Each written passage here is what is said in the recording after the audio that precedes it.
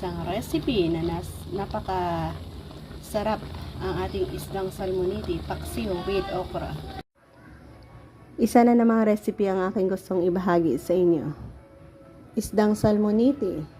So yan ang ating recipe na gusto na namang i-share sa inyo. Easy lang na paglinis ito guys. Gamit ang kutsara. Linisin natin at ibabahagi natin sa inyo ang mabilis na paraan kung paano natin pasarapin ang ating isda recipe na ito. Ayan ang napaka-easy lang. Tapos take out natin ang kanyang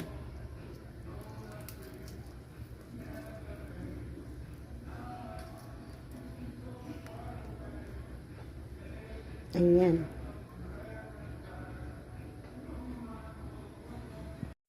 Yan, una nating ilagay ang mga okra natin.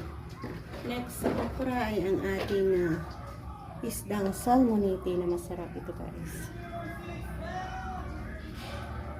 Yan. Sa adobong isda. I-arrange lang natin para easy natin mamaya makuha.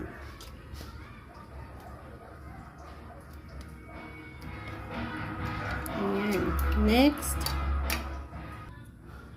i-add natin ang ginger, kamatis,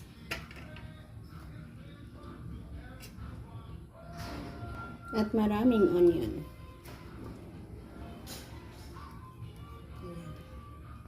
Lagyan natin ng isang basong tubig.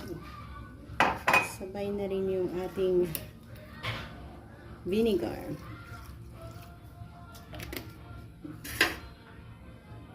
Last, i-add natin ang asin. Yan.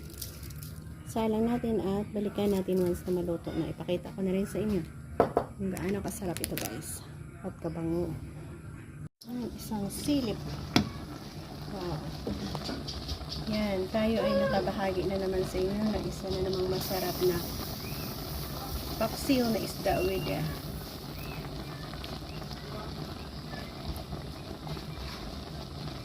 okra.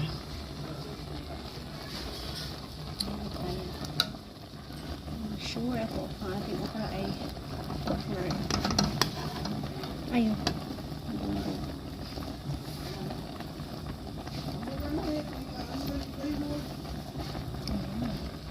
Masarap na ating ulam guys.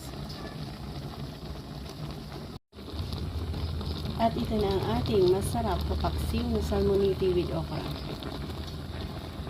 Sarap ng ating ulam guys.